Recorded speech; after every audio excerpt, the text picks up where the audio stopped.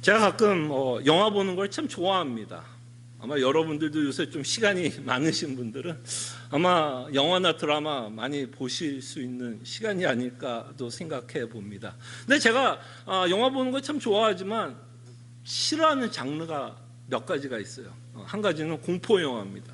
왜 돈을 내면서 2시간 동안 벌벌벌 떨면서 영화를 봅니까? 라는 생각을 하면서 공포 영화를 싫어하는데요.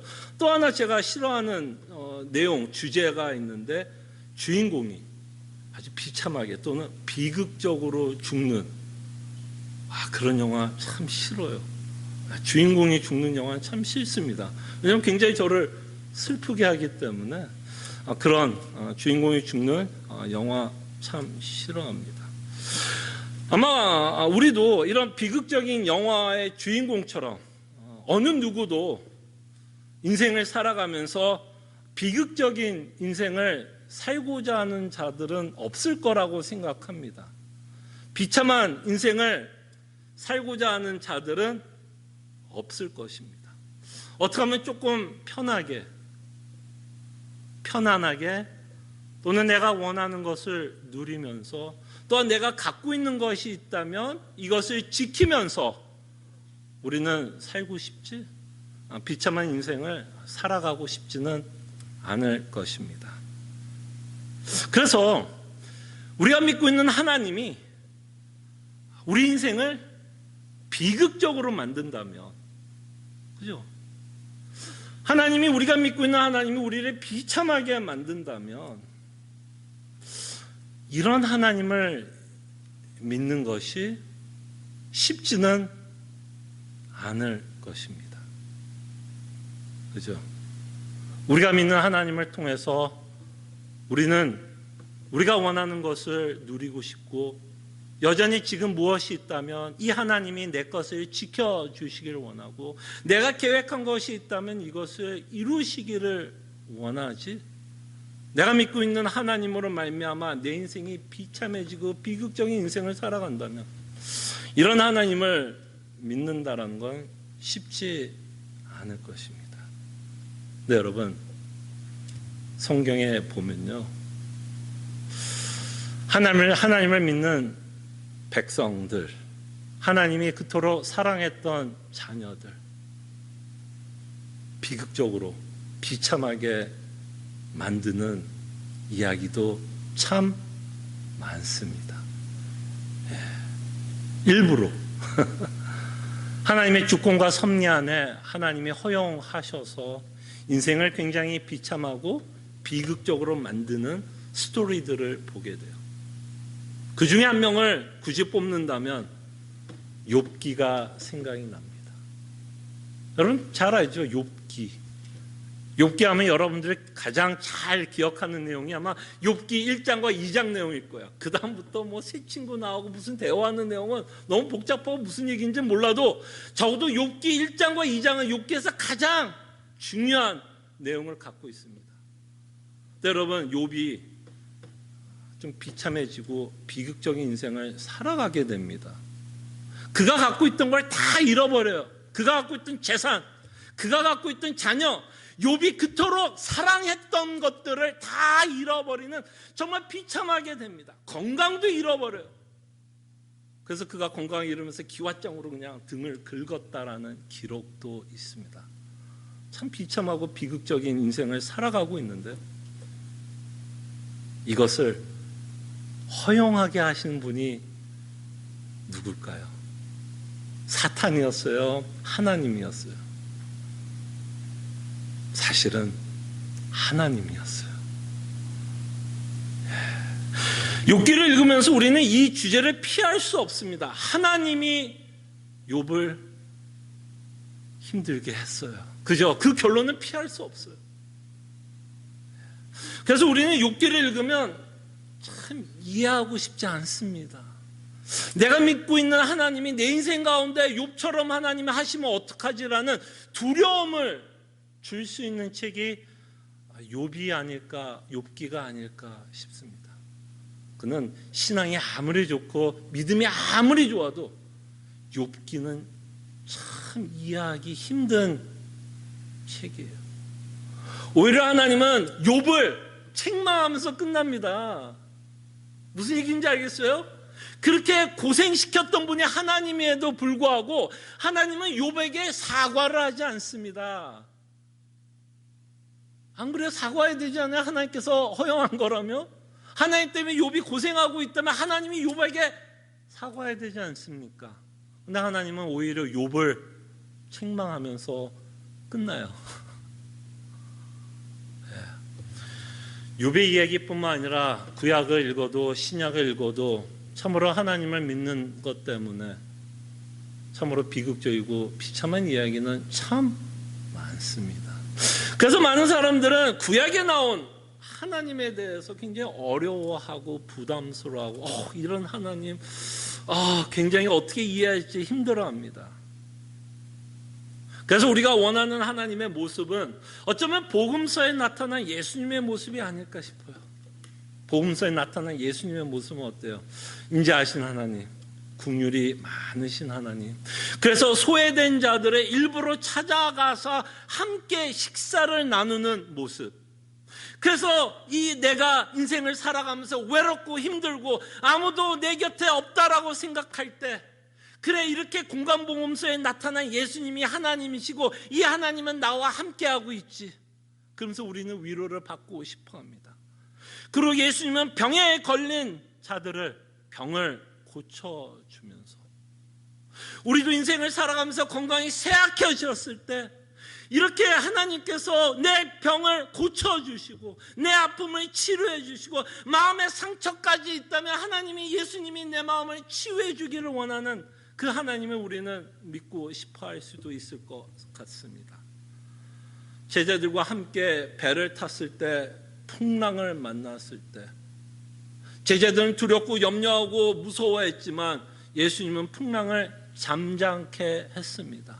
그래서 우리가 원하는 하나님은 내 인생 가운데 있는 수많은 풍랑들을, 수많은 문제들을, 수많은 아픔들을 잠잠케 하시는 하나님이 되시기를 원합니다. 배고픈 자에게 일용할 양식을 풍성하게 나눠주었던 예수님. 그래서 내가 이 땅에 살아가면서 내가 원하는 것이 있다면 이것을 풍성하게 채워주시는 하나님이 내가 믿는 하나님이기를 원합니다. 그래서 내가 믿고 있는 하나님은 나의 일상을 보호해 주기를 원합니다. 그죠? 나의 일상을 보호해 주기를 원하고, 또 내가 믿는 하나님은 내가 원하는 것을 들어주는 참 좋으신 하나님이라는 것을 우리는 믿고 싶어 합니다. 네, 여러분, 이 예수님도 공간복음서의 한 중간 부분에서 이런 모습을 보이지만 후반부로 지나가면요, 예수님의 모습도 완전히 바뀝니다. 예수님은 제자들을 모아놓고 이제부터 무슨 얘기를 하냐면 곧 자신이 죽을 것을 말씀하십니다. 여러분들이 제자들이라면 이 말이 얼마나 놀랍고 당황했겠어요.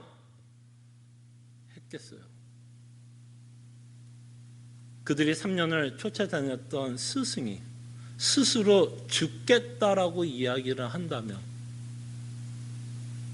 여러분들이 제자라면 그 3년이 헛되다라는 생각 하지 않겠어요? 내가 그토록 믿었던 이 스승이 스스로 죽겠다 그러면 내가 여태까지 뭐 했지? 내가 왜 이 사람을 쫓아다녔지? 얼마나 그 3년이 허무하게 느껴졌을 거고 얼마나 당황스럽게 느껴졌겠어요. 그래서 베드로는 이렇게 자신이 죽겠다고 말씀하는 예수님에게 말립니다.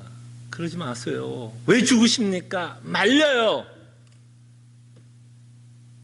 그때 예수님은 오히려 베드로를 책망합니다. 뭐라고 책망했죠? 사탄아, 물러가라. 사탄아, 물러가라. 근데 여기서 더 놀라운 말을 예수님은 합니다. 예수님이 죽겠다는 말보다 더 놀랍게 했던 말은 저는 이거라고 생각합니다. 예수님이 자신이 죽을 것을 말씀하시면서 제자들에게 이렇게 말합니다. 너희들이 정말 나를 따라오려거든 지금까지 안 쫓아왔어요? 지금 3년의 세월은 안 쫓아온 거예요?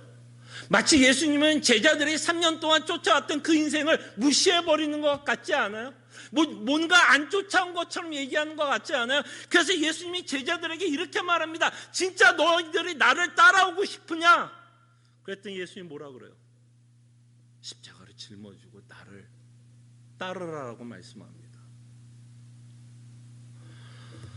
스승이 죽는 것도 놀랍고 당황스러운데, 그래서 베드로는 말렸는데 그 스승은 제자들에게 정말 너희가 내 제자가 되고 싶으면 십자가를 짊어지고 자신을 부인하라고 말씀합니다. 그래서 오늘 찬송가 불렀잖아요. 십자가를 질 수 있나 주가 물어보신다면 제자들은 다 도망갔어요. 다 도망갔어요. 그들이 원했던 건 뭔지 아세요? 그들이 싸웠던 내용 혹시 기억나세요? 제자들이 예수님 앞에서 싸웠던 내용들이 몇 군데 기록되어 있는데요. 그들이 싸웠던 내용이 뭔지 아세요? 이 예수라는 분이 왕이 될 것을 이들은 기대했습니다. 그러나 이들은 하나님의 나라의 왕이라고 생각하지 않고 이 땅의 왕으로 이들은 생각했습니다. 그래서 이 예수라는 분이 왕이 되면 이들은 뭘 원했어요? 한 사람은 오른쪽에, 한 사람은 왼쪽에 권력을 누리고 싶었고 부귀영화를 누리고 싶었어요. 그래서 누가 오른쪽에 앉을까 누가 왼쪽에 앉을까 12명이 싸웠어요. 그들이 예수님을 쫓아다녔던 건 결국 뭐예요? 자신이 원했던 걸 줄 수 있을 것 같아서 그들은 예수님을 열심히 쫓아다녔어요. 그러니 얼마나 당황스럽겠어요. 이 예수라는 분이 죽을 거라고 얘기하고 오른쪽 왼쪽에 앉히는 것이 아니라 너가 나를 따라오려거든 십자가를 짊어지고 자신을 부인하면서 살라라고 말씀합니다. 여러분과 저에게는 십자가를 짊어지라는 말이 별로 와닿지는 않을 거예요. 그러나 베드로와 제자들에게는 십자가라는 의미는 굉장히 다가왔어요. 그게 무슨 말인지 알았어요. 그 예수를 쫓아가는 그것이 얼마나 고통스럽고 얼마나 힘들지를 이들은 십자가라는 단어를 사용함으로써 이들은 알았어요. 예수님을 쫓아가는 삶이 얼마나 고달플 것인지 이들은 알았어요. 그래서 예수님이 십자가에 잡히시는 날 그들은 다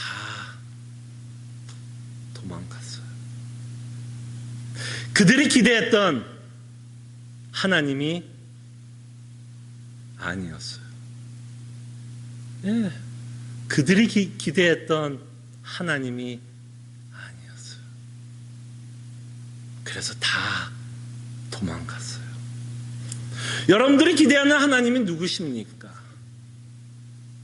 여러분들이 기대하는 하나님은 어떤 분이세요? 여러분들이 믿고 있는 하나님은 어떤 분이십니까? 그래서 우리가 복음을 바르게 이해하고 그 십자가의 도를 생각해 보면 사도 바울은 자신이 쓴 서신서에 이렇게 말씀합니다. 이방 사람들에게는 미련한 것이다 라고 말씀합니다. 이 미련하다라는 말에는 여러 가지 의미가 있지만 어떤 의미가 있나요? 도무지 이해가 안 된다. 정상적인 사람은요 이 복음이 갖고 있는 내용을 도무지 이해하지 못합니다. 다시 말씀드리면 이거는 말이 안 된다라는 이야기를 사도 바울이 하고 싶은 거예요. 지금 십자가의 도 예수 그리스도의 복음을 믿는다라는 건 세상 사람들에게는 미련한 것이요 이방 그 유대인들에게는 꺼리끼는 것이다라고 말씀합니다.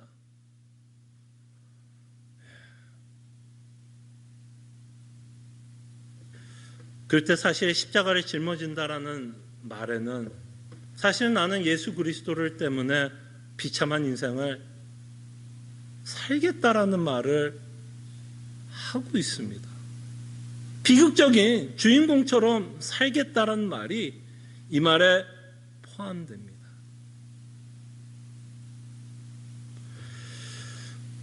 그래서 십자가를 짊어지고 자신을 부인하라고 하는 예수님의 가르침을 우리가 곰곰이 생각해 보면 불편합니다. 불편해요. 불편해야 돼요, 여러분. 이것이 얼마나 불편한 이야기입니까?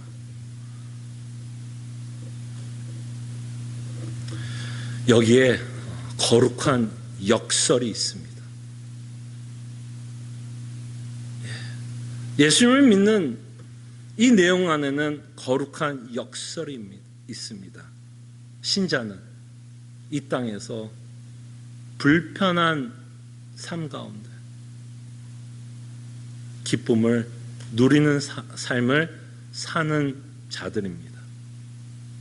말이 안 되죠? 불편한 삶을 사는데 어떻게 기쁨을 누려요? 둘이 모순 아니에요? 불편과 기쁨이 함께 간다는 건 모순이잖아요. 그래서 이게 미련하다라는 거예요. 근데 참 성도는 이 거룩한 역설을 믿습니다. 낙심하는 가운데, 절망스러운 가운데, 고통스러운 가운데서도 여전히 우리는 기뻐할 이유가 있다라는 거예요. 바로 오늘 본문이 이것을 우리에게 말씀하고 있다라고 저는 생각을 합니다. 오늘 본문은 사실 예수님의 제자의 삶을 보여주고 있는 본문이다라고 저는 생각을 합니다. 예수를 믿는 이 1세기의 사람들은 예수를 믿는 것 때문에 정말 모든 것을 잃어버렸어요. 그래서 여러분, 이 당시에는요, 예수를 믿고 고백하는 것 자체가 그 사람의 신앙을 보여주는 거예요. 지금 우리 시대는 핍박이 없기 때문에 우리는 너무 쉽게 예수를 믿는다 이야기를 하지만 이 당시에 1세기에서는요, 그저 내가 예수를 믿는다라는 그 말 한마디가 그 사람이 정말 신앙이 있다라는 증거가 됩니다. 왜? 그 말 때문에 그들은 다 잃어버릴 수 있는 시기에 살고 있었습니다. 근데 이들이 받았던 고난은 한순간에서 끝나는 고난도 아니었어요. 그죠? 해피엔딩이 아니에요. 우리는 예수 믿으면 해피엔딩이라고 우리는 착각하고 그렇게 믿기를 원하는데요, 1세기의 크리스천들은 예수 믿고 해피엔딩이 아니었어요.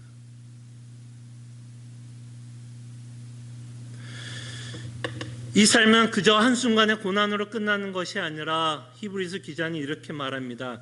전날에 너희들이 견딘 것을 기억하라 라고 말씀합니다. 이 말을 왜 해요? 지금 이들은 지치고 있어요. 배도의 유혹을 받고 있습니다. 핍박의 무서움 가운데 지치고 있어요. 그럴 때 히브리서 기자는 이렇게 말합니다. 전날에 너희들이 예수 믿는 것 때문에, 그의 십자가를 짊어지는 것 때문에 사람들에게 욕먹지 않았어. 환난받지 않았어.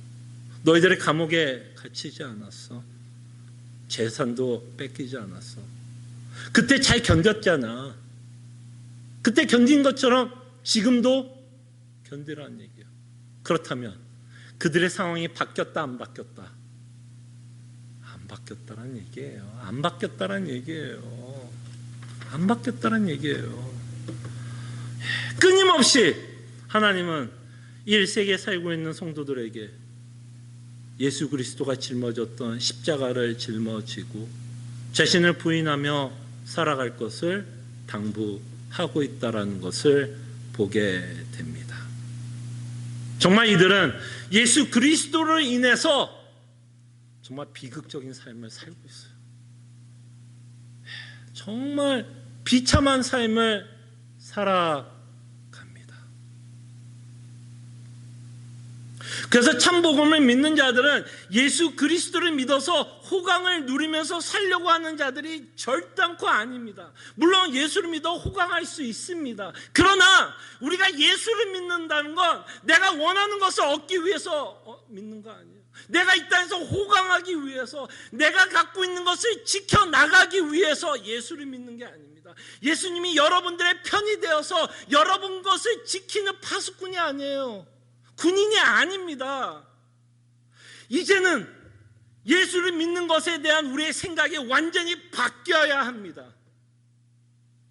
여러분과 저의 생각이 바뀌어야 돼요.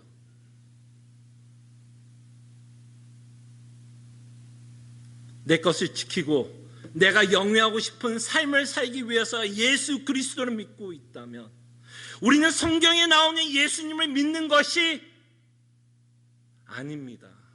죄송합니다. 그런 예수님은 여러분들이 만든 예수예요. 여러분들이 믿고자 하는 하나님이지 성경에서 말씀하고 있는 하나님도 예수님도 아니에요. 불편하죠. 그래서 제자들도 다 도망갔어요.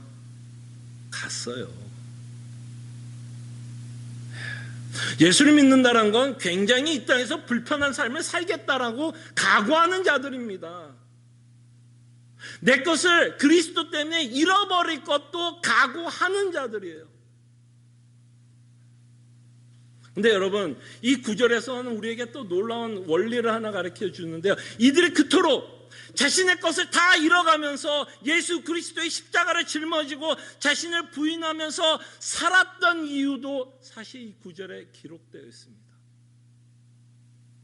그들이 왜 예수 그리스도의 십자가를 짊어지면서 살았는지 아세요? 이들은 이미 미래에 있을 영광을 지금 맛보고 있기 때문에 십자가를 짊어집니다. 24절에 보면 뭐라고 말씀하냐면 이들은 뭐를 안다라고 얘기합니다. 뭐를 알았냐면 재산은 뺏겼을지는 몰라도 그들이 그토록 귀하게 여겼던 것은, 이 땅에서 귀하게 여겼던 건 빼앗겼는지는 몰라도 이들이 믿고 있었던 내용이 있습니다. 24절에 뭐라고 그래요? 더 낫고 영구한 소유가 있는 줄 알미라.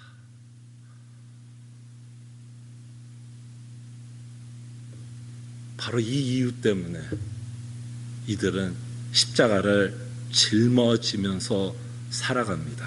미래에 있을 영광을 이미 이들은 이 땅에서 누리고 살아가고 있는 자들입니다.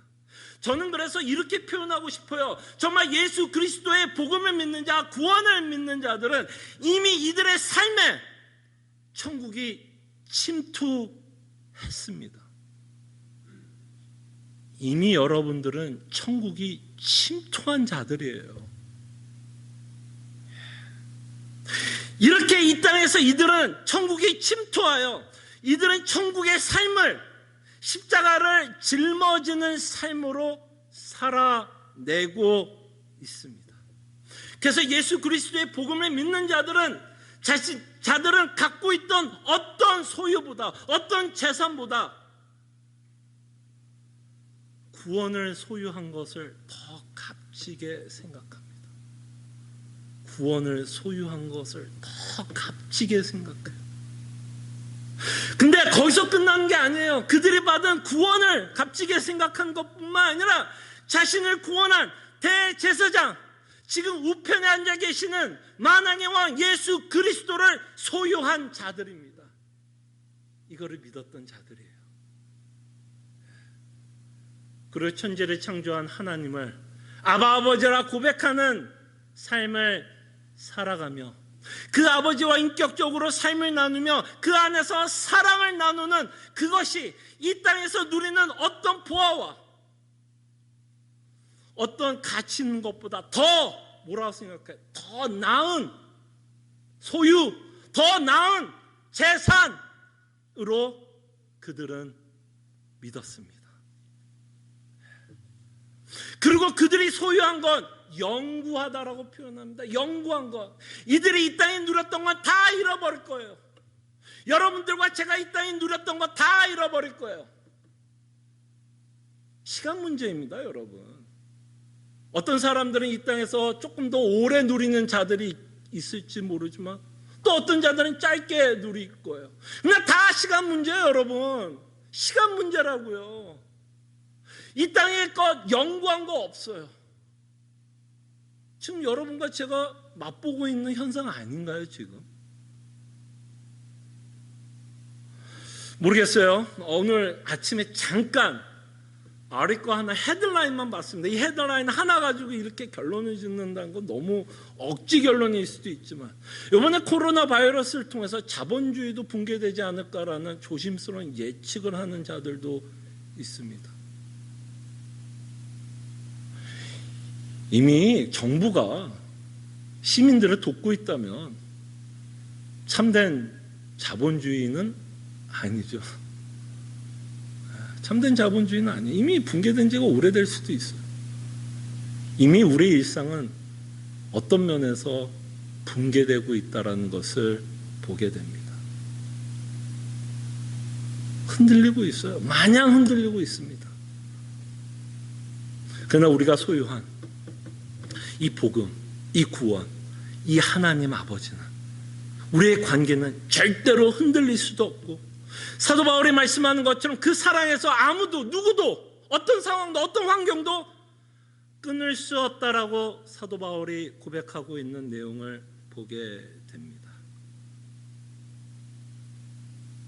그래서 이들은 비록 지금 조금 지쳐있고 피곤할 수는 있겠지만 그들은 이미 하늘의 기쁨을 맛보고 있었던 자들이었고 다시 한번 하나님은 너희들이 전날에 그 맛보았던 하늘의 기쁨을 다시 한번 뭐하라는 되새겨봐라. 되새겨봐라. 이 땅의 의미를 생각해보고 하나님의 나라의 의미를 생각하며 무엇이 영원한가를 생각해 보라는 것을 보게 됩니다. 그래서 히브리서 기자는 하나님은 아까 제가 말씀드린 것처럼 하나님이 욥에게 사과하지 않습니다. 사과하지 않았죠. 그때 히브리서에서 1세기에 예수 그리스도 때문에 핍박받는 자들에게도 하나님은 사과하지 않아요. 사과할 이유도 없습니다. 왜? 더 나은 영구한 재산을 주고 있고 주실 것이기 때문에 하나님이 사과할 이유가 전혀 없죠. 그래서 그는 오히려 하나님은 오히려 채찍을 가합니다. 달려가라. 담대히 달려갈 것을 우리에게 말씀합니다. 자, 우리가 당하는 고난은 1세기 성도들이 당하는 고난과는 굉장히 다릅니다. 이들은 일부러 고의적으로 예수 그리스도를 믿는 것 때문에 핍박을 받았지만 우리로서는 이러기는 힘들잖아요. 어떻게 핍박 있는 나라로 이민 갑니까? 1세기 성도들과 같은 삶을 살기 위해서 어떻게 이주를 해요? 그럴 수는 없겠죠. 그래서 1세기의 성도들과 같이 우리는 핍박으로 인한 비극적인 삶을 살지는 않을 수 있습니다. 그러나 비록 1세기 성도가 고난을 받았던 이유와 우리가 21세기에 살아가는 성도로서 고난받는 이유는 조금은 다를지 몰라도 같은 원리가 하나 있습니다.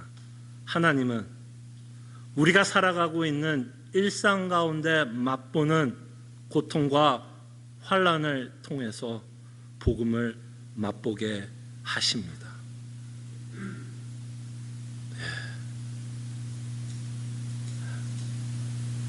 저는 이것이 믿어지기를 바랍니다. 똑같은 원리로 하나님은 하나님의 백성을 섭리하고 주관하십니다. 하나님은 우리가 당하는 수많은 환난과 고난, 문제, 아픔, 슬픔, 절망 그 가운데서 복음을 맛보게 합니다.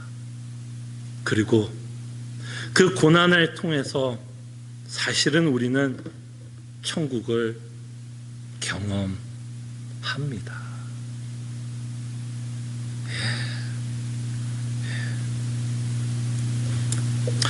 여러분들이 고난 가운데 복음으로 인해서 기뻐하고 평안하고 또는 모든 것을 잃어버릴 수 있는 상황 가운데서도 우리가 여전히 기뻐할 수 있는 이유, 여전히 거룩한 역설 가운데 살아갈 수 있는 이유는 이미 우리는 그리스도로 말미암아 복음의 기쁨과 구원의 기쁨과 예수 그리스도의 관계에서 오는 기쁨을 이미 맛보고 있는 자들이기 때문에 천국의 영광을 이미 맛보고 있는 자들이기 때문에 여러분과 저는 사실은 뭐를 배우고 있냐면 자족하는 법을 조금씩 배워가고 있습니다.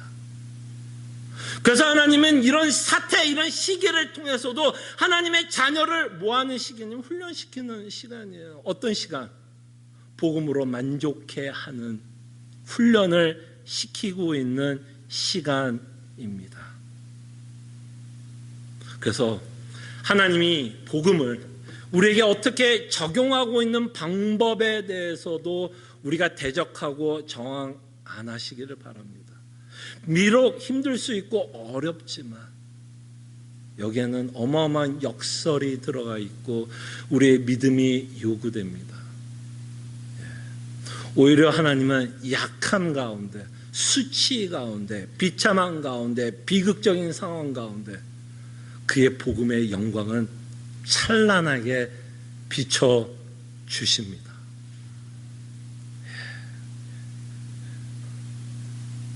그래서 우리는 오히려 고난이 닥쳐왔을 때, 우리에게 아픔이 있을 때 천국의 신비를 맛보게 되는 시간이 되는 것 같습니다.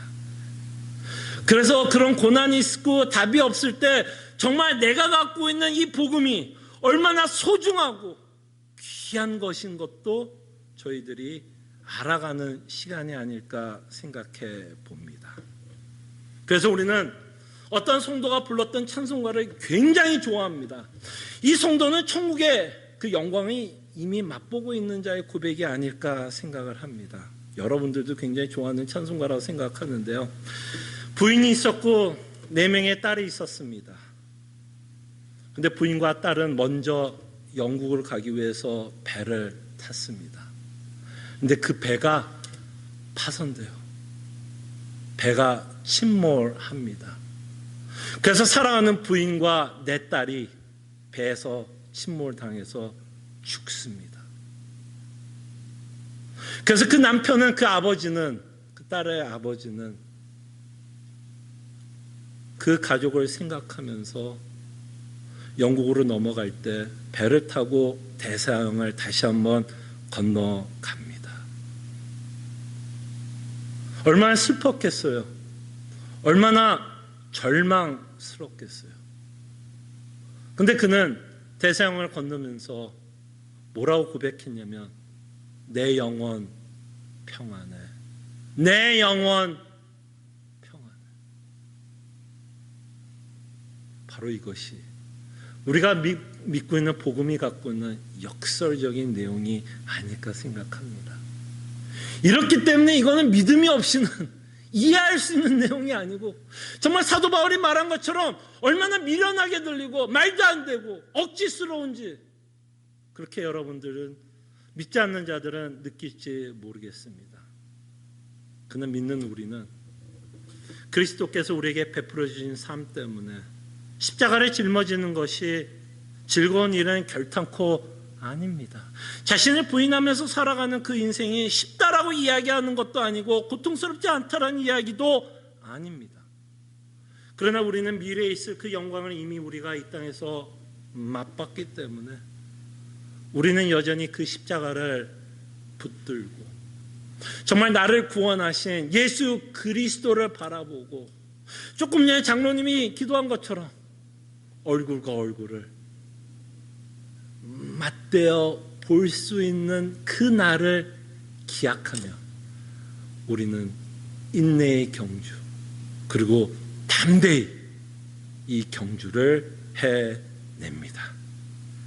기도하죠.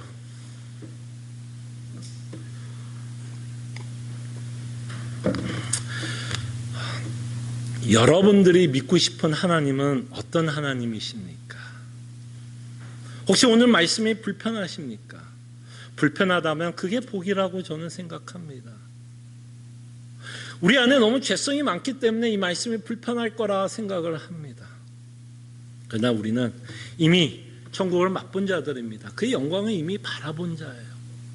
그래서 비록 이 땅이 때로는 우리가 원하는 삶이 아닐지라도, 때로는 우리가 설계했던 삶이 아닐지라도, 때로는 비참하고 비극적인 삶일지라도 우리는 여전히 기뻐할 이유가 있음을 우리가 고백할 수 있는 자가 될 수 있도록 함께 기도했으면 합니다. 기도하죠.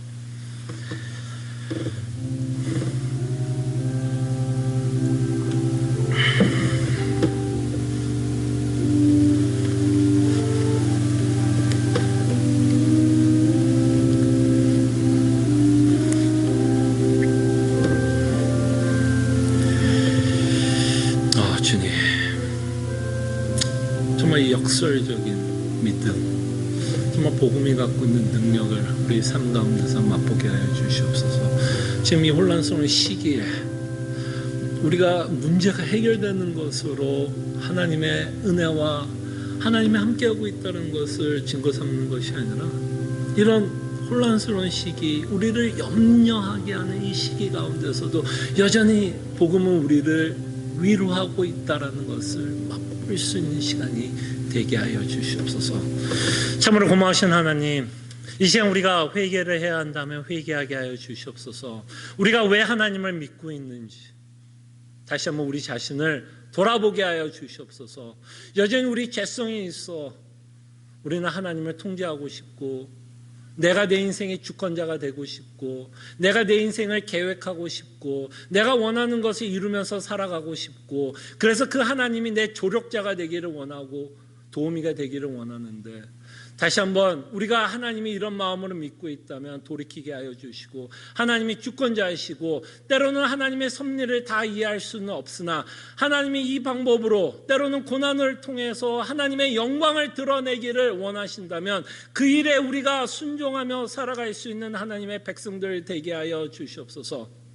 참으로 예수 그리스도께서 우리에게 당부하는 것처럼 십자가를 짊어지고 자신을 부인하면서 살아가라고 했을 때에 우리의 것들을 내려놓고, 우리의 우상들을 내려놓고, 우리 자신을 내려놓고 하나님만 바라보고 하나님이 주시는 복음의 위로를 바라보며 살아가는 주의 백성들 되게 하여 주시옵소서.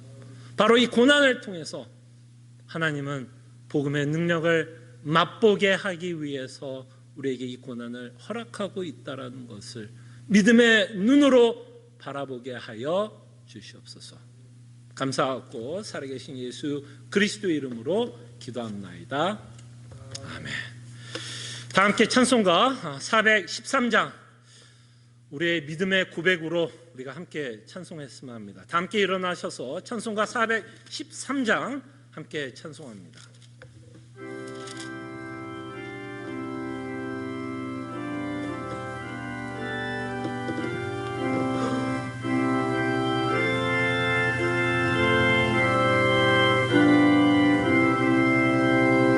내 평생에 가는 길 순탄하여 늘 잔잔한 강 같든지 큰 풍파로 무섭고 어렵든지 나의 영혼은 늘 편하다. 내 영혼 평안해.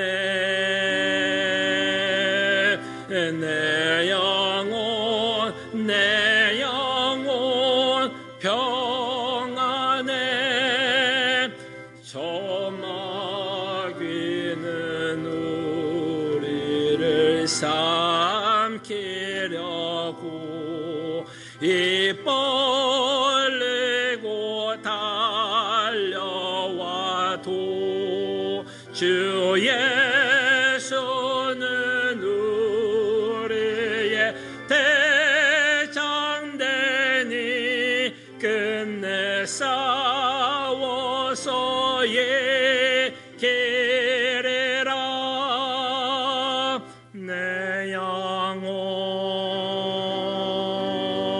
평안해. 내 영혼 평안해. 내 지은 죄 품빛 같더라도 주 예수께 달으면 그 십자가 피로써 다시 세상 있는 보다 더 정하리라. 내 영혼 평안해. 내 영혼 평안해. 저 공중에 구름이 일어나며 그 나팔이 울릴 때에 주 오셔서 세상을 심판해도 나의 영혼은 겁없으리. 내 영혼 평안해. 내 영혼 평안해.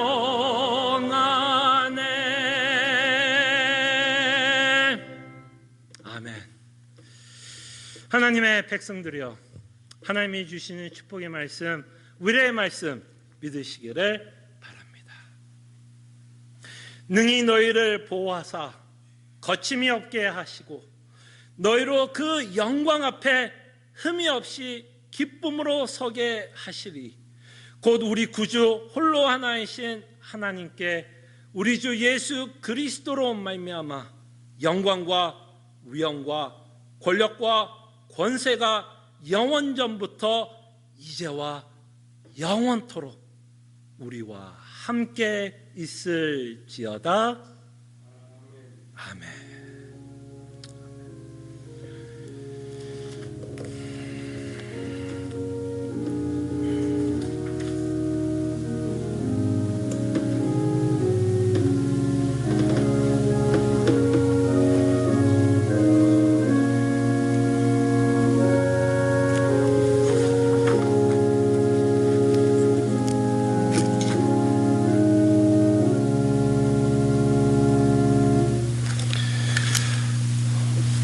영상으로 또 함께 예배하는 모든 성도님들을 주의 이름으로 환영합니다. 좀 어색한 말이기도 하고 좀 아직도 한 달 됐지만 좀 익숙하지 않는데요. 또 옆에 또 가족들이 있다면 또 함께 인사하고 서로를 격려하면서 서로의 눈빛으로 우리 함께 십자가를 짊어집시다. 자기를 부인하면서 살아갑시다 라는 눈빛으로 함께 인사하면 좋지 않을까 생각을 해봅니다. 몇 가지 교회 소식 알려드립니다. 계속해서 주일 예배 유튜브로 저희들이 예배합니다.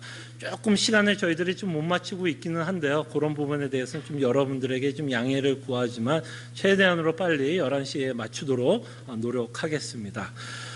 연보에 관한 내용은 성도 카톡 단체방에 올려놓고 있고 또 이것을 셋업하기 위해서 재정부에서도 굉장히 애써주신 거 감사하고요. 무엇보다도 당회에서 당회를 대표해서 힘이 겹도록 또 여러분들이 연보해 주신 것 너무나 감사드립니다.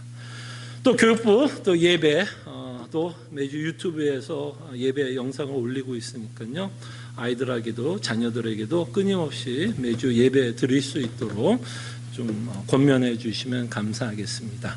계속해서 저희들의 수요성경 공부 18장 구원의 확신, 지금 우리가 살아가고 있는 시기 가운데 가장 중요한 부분이 있다면 구원의 확신이 아닐까 생각을 합니다. 다시 한번 이 성경을 통해서 어떻게 하면 우리가 더 예수 그리스도를 믿으면서 확신을 갖고 담대하게 살아가고 또 하나님을 순종하면서 살아갈 수 있는지 그런 내용에 대해서 저희들이 살펴볼 것이니까요. 구원의 확신에 대해서 또 어려워하시는 분들, 좀 혼란스러운 분들은 이 성경 공부에 참여합니다. 조금 전에 또 장로님이 기도한 것처럼 어려운 시기에 우리가 함께 도울 수 있는 교회가 되었으면 합니다. 그래서 혹시 여러분 가운데 정말 기도가 필요하신 분들 저희가 함께 기도하기를 원하고 또 물질적으로도 혹시 또 도움이 필요하신 분들이 있으면 연락 주시고 혹시 또 본인이 또 좀 본인이 직접 이야기하기 힘드신 분들이 있다면 좀 간접적으로 또 주변에 있는 성도들이 저 성도를 봤을 때 좀 힘들 것 같다라고 생각이 들면 좀 말씀해 주시면 저희 당회에서 기도하면서 최선을 다해서 도울 수 있는 방법들을 찾아 함께 이럴 때 함께 또 그리스도의 사랑을 나누고 은혜를 나눌 수 있는 귀한 시간이 되기를 소원합니다. 감사합니다.